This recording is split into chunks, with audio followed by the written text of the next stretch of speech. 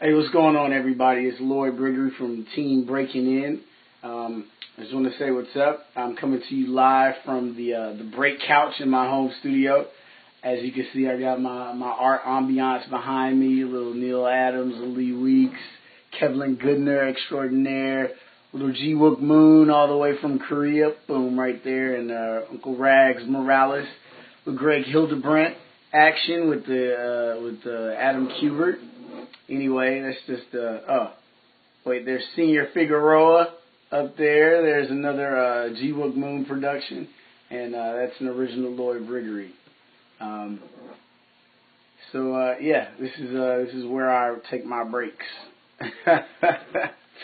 Anyway, it is Christmas, is the week of Christmas, and the first semester of the Kubert School is done, and I'm actually about to go home to North Carolina for about a week to spend some time with family. It's been an interesting 2015. Some high highs, some low lows, but you know, just like last video, you got to Charlie Mike. You got to take the bad with the good and keep pushing. I just want to touch on a couple things and then let you guys get back to it. First and foremost, thank you so much for always watching and tuning in.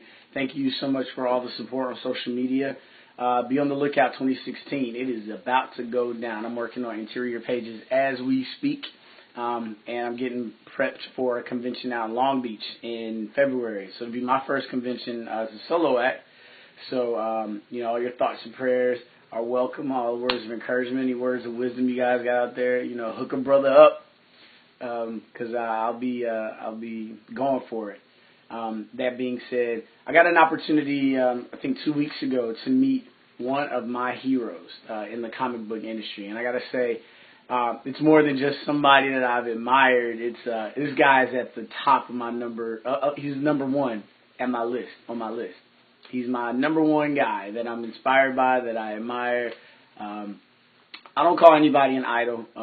That's just, it's kind of weird. And I understand, being a fan. Fan is short for a fanatic, and yeah, I geek out, but like I'm not, this guy's human too. So, just keeping it in context. However, this guy, I was going through my my old art pads. I was cleaning up my workspace, and I found an art pad from years ago, probably 10 years ago at least, and I found this list of artists that I admire.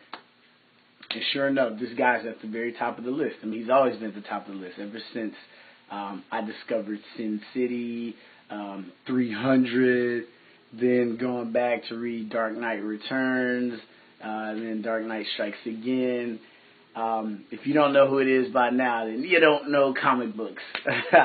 But I actually got a chance to sit down with Frank Miller, and it was amazing. It was a bucket list item for sure. He's a very kind man and very gracious. He's almost shy in a lot of ways, which is kind of cool. It's cool that you could see the real side of a person that you admire. There's a saying, be careful when you meet your heroes, because we admire our heroes so much. We put too much stock in them. This is another reason why I don't use the term idol, because I don't want to put so much stock in a person that I am grossly disappointed, when I find out they're human. It was really, really good to see him face to face. I'm so grateful for the opportunity that my job provides to interview these celebrities in the comic book world.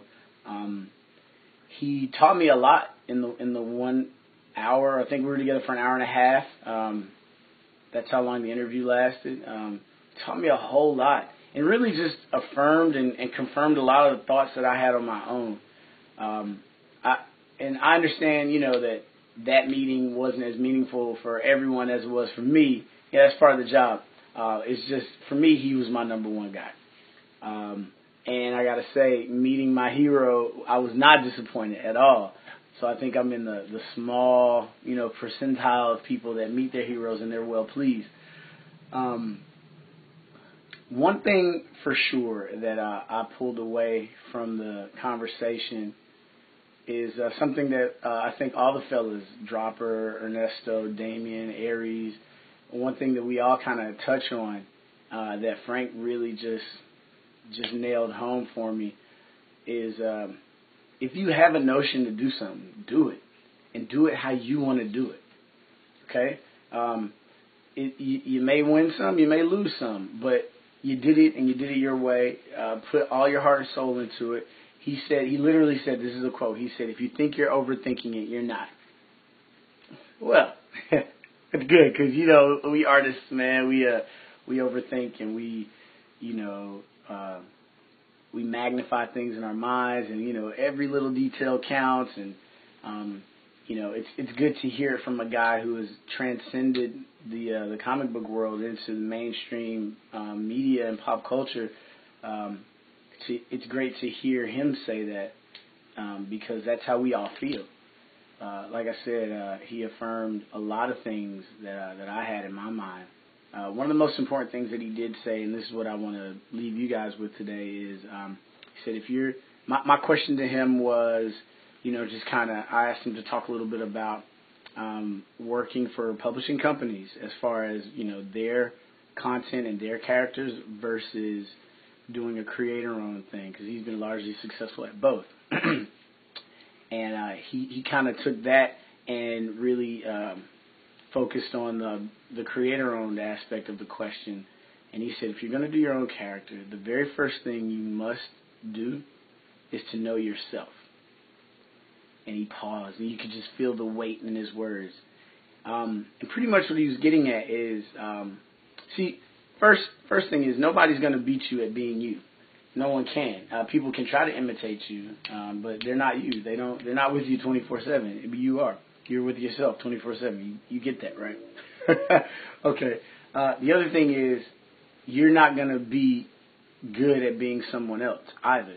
I mean, it's good to have people you admire. It's good to have people you look up to, but you'll never beat them at being them because that's who they are. And so this kind of speaks to the idea of competition. Competition's a farce, I think. It's not real, especially if we do our best to be ourselves. Because there's room on this planet for all of us, which means there's room for all of us to be who we are, who we were supposed to be. So if you know yourself, understand the way you tell a story is going to be through your own filter. So yeah, the story may be familiar, but the filter is completely original, that filter being you. So the more you can understand who you are and how you behave and what your motivations are, your strengths and weaknesses, accepting those things as truth and what they are, the more authentic your story will come across. Again, even if it's even if it's a story that's familiar as far as theme and characters and all of that, the filter that the story is being told through is you, and that is an original filter. And there is no competition for that. If you like it, chances are lots of other people will like it. You just got to get it to them. And that's the same for everybody across the board. I think we fall into a trap of trying to be other people a lot. I see it a lot at the school. I see it a lot at conventions. My friends and I, this is one of the reasons why we all get along so well, is because we're not like that. I'm not trying to be Frank Miller. As much as I love and admire him, I'm not trying to be him. I'm not trying to be Andy Kubert or Simon Bianchi or Gabriel Delato or anybody like that. Like, I love those guys. I admire those guys. They're my favorites. But I'm not trying to be them at all. I'm trying to be me. And to be quite honest with you, that is hard enough. Just trying to figure out life and understand where I'm coming from. But it's worth it. It's totally worth it. So if I could leave you guys with something for this holiday season, enjoy your time. If you get some time off, if you get a chance to be with loved ones, do that. But if you don't, if you're in the situation where you're kind of lonely or alone, embrace that time. Embrace that time and really get to the core of who you are. Don't allow yourself to be completely overwhelmed by the feeling of loneliness or being alone. You're not alone. I know you can be in a crowd of people and feel lonely. I know that, but you are not. There are people around that share your sentiment. I'm one of them, and I can point you to others, others that are better and better equipped. One in particular. that being said, I do want to encourage you. Know yourself and go for what you know. Okay. That's all I got for you. Hope you guys have a Merry Christmas. I'll be back to you in 2 weeks. Again, thank you so much for all the support on social media. Just be on the lookout. This stuff's coming. It's happening. So I'll be putting pages and roughs up and all that kind of stuff. So thanks a lot. This is Lloyd Briggery from BreakIN. Peace out, y'all.